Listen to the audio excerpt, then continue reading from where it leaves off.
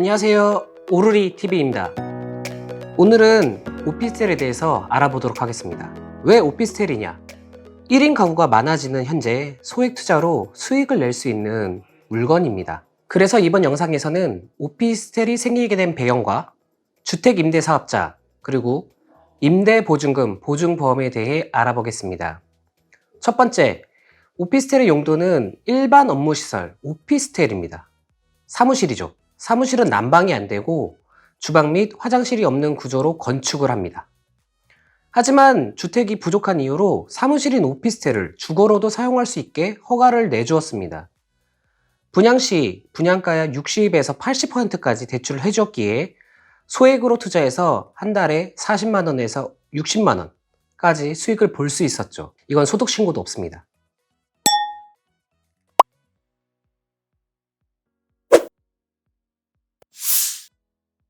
하지만 변수가 생기기 시작합니다. 모든 임대차 부동산에 사업자를 등록하라고 하였죠. 주거일 경우에는 취득세 감면이란 미끼를 던졌고 그 이후 주택 임대 사업자 기준으로 주택수에 포함하여 세금 문제가 돌아왔습니다.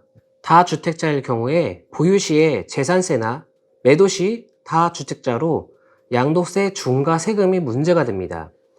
그래서 21년 6월이 되기 전에 오피스텔을 팔고자 하는 다주택자들이 많아지고 있습니다. 물론 이미 처분하여 깔끔하게 정리해서 똘똘한 한 채만 고이 간직하고 계신 분들도 있지만 아직도 처분하지 못한 다주택자들은 5월 30일 이전까지 매도하여 2주택 이상을 줄이려고 합니다. 오피스텔에는 두 가지 종류가 있습니다. 일반 임대사업자와 주택 임대사업자.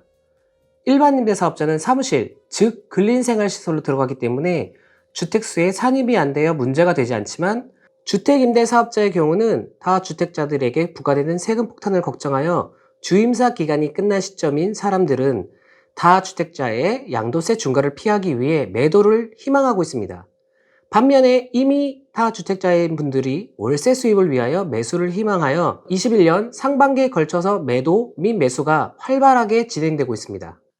두 번째, 주택임대사업자와 임대보증금 보증보험. 임대보증금 보증보험 가입이 필수가 됩니다. 이것은 20년 8월 18일 이전에 주임사 등록을 한 임대인은 20년 8월 18일서부터 21년도 8월 18일까지는 유예기간입니다. 21년도 8월 18일 이전에 임대차 계약을 진행하신다면 보증보험의 가입이 필수가 아닙니다. 시청 담당자와 확인된 내용을 들어보시죠. 보증보험 가입하는 거가 지금 유예기간이잖아요. 등록일이 법 시행일인 20년 8월 18일 이전이시면 그러면 1년간 유예기간이기 때문에 21년 8월 17일까지 체결되는 계약에 대해서는 보증가입을 안 하셔도 되고 8월 18일부터 체결되는 계약에 대해서 보증가입 의무가 있으세요. 기존에 임대차 있던 사람들은 뭐 또 가입을 해야 되는 건지 안 가입해도 되는 건지가 궁금하거든요. 계약일 기준이라면 해당 임대차 계약이 8월 18일 이전에 체결이 됐으면 가입 의무가 없는 거고. 그러면 8일 이후서부터 하는 계약은 다 보증보험 가입해야 되네요. 18일 이후에 체결이 됐거나 18일 이후에 묵시갱신이 됐거나 그 계약에 대해서는 가입 의무가 있으세요. 이와 같이 보증보험 가입에 대한 기준은 계약서 작성일입니다.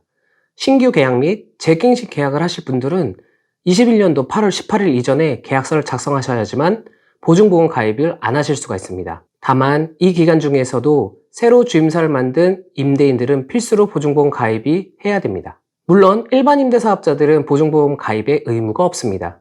이 임대보증금 보증보험의 취지는 임차인들의 보증금 반환 시 문제가 생기지 않도록 보증보험 회사에 보험을 가입하고 임대차 만료 시 보증이 반환이 안 되면 보증보험 회사에서 지급을 하겠다는 것입니다. 하지만 저희가 생각하는 이 제도의 문제점은 첫 번째, 강제성. 주임사를 가지고 있는 임대인이라면 가입이 선택이 아닌 필수다. 두 번째, 아무나 가입할 수가 없습니다. 월세의 경우는 제한이 없을 수 있지만 전세 같은 경우는 가입이 안 될 수가 있습니다. 임대보증금 보증보험 가입 기준을 보면은 해당 주택의 압류, 가압류, 가처분이 없을 것. 두 번째, 부채 비율. 임대보증 금액 플러스 선순위 채권 금액. 그걸 나눈 것에 주택 가격이 100% 이상 넘으면 안 됩니다. 한마디로 이하여야 된다는 거죠. 선순위 채권 비율. 선순위 채권 금액 나누기 주택 가격이 60% 이하일 것. 이렇게 보면은 문제가 무엇인지 모르겠으니 예를 들어보겠습니다. A 오피스텔의 분양가는 1억 3천이었습니다.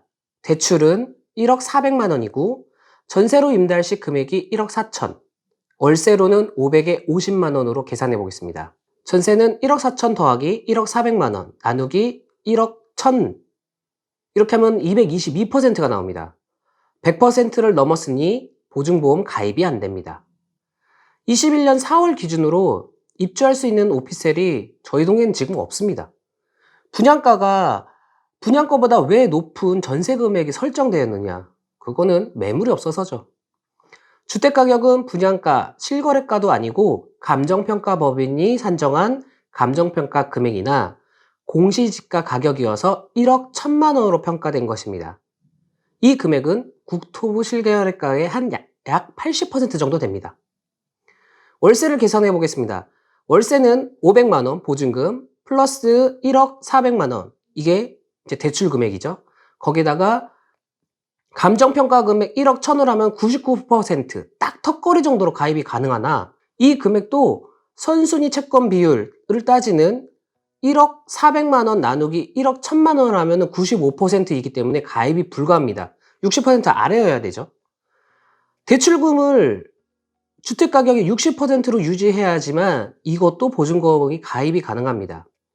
보증금을 1,000으로 올렸을 경우도 100%가 넘으니 대출금을 일부 상환하여야 가입할 수가 있습니다. 오피스텔 분양 시 대출 없이 사셨던 분들은 그렇게 많지가 않습니다. 소액 투자로 하기 때문에. 하지만 이제 주임사를 가지고 계신 분들은 임대보증금 보증보험 가입을 위해서 대출금 일부를 상환하셔야 됩니다. 정부에서는 이런 제약이 있는 상황에 대해서 대안책을 마련한다 그랬는데 이것이 언제 나올 줄은 모르겠습니다. 그리고 일회성 보증보험 가입비의 부담입니다.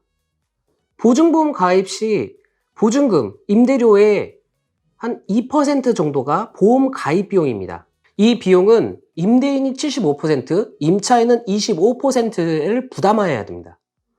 위에서 예시를 들었던 A 오피스텔 전세 경우 가입비가 약 210만 원 정도 나옵니다. 계산 방법에 좀 착오가 있을 수 있지만 임대차 보증금의 약 2% 정도로 산출이 됩니다. 이 금액은 임대인이 75%이면 157만 원, 임차인은 52만 원 정도를 내야 됩니다. 더 이상 말 필요 없죠, 이제. 오피스텔의 특성상 1년, 2년 계약을 하는데 보증보험 가입비가 근 한 달 월세 비용 정도로 추가 부담을 해야 됩니다. 21년 8월서부터는 필수이고 위반 시에는 징역 2년 혹은 벌금이 있습니다. 1계약, 1보증보험, 그리고 이것은 없어지는 돈입니다. 짧게나마 오피스텔 주택임대사업자, 주임사하고 보증보험에 대해서 알아보았습니다. 주임사 보증보험 좀 더 개선돼야 될 부분이 많아 보입니다. 세금을 위한 정책 이외에 임대업자, 임차인을 위한 개선책이 하루빨리 나와줬으면 좋겠습니다. 마지막으로 오피스텔 팁 아닌 팁을 드리자면은 오피스텔은 저희가 많이 도전하고 있는 아파트 청약의 주택수에는 포함되지 않습니다.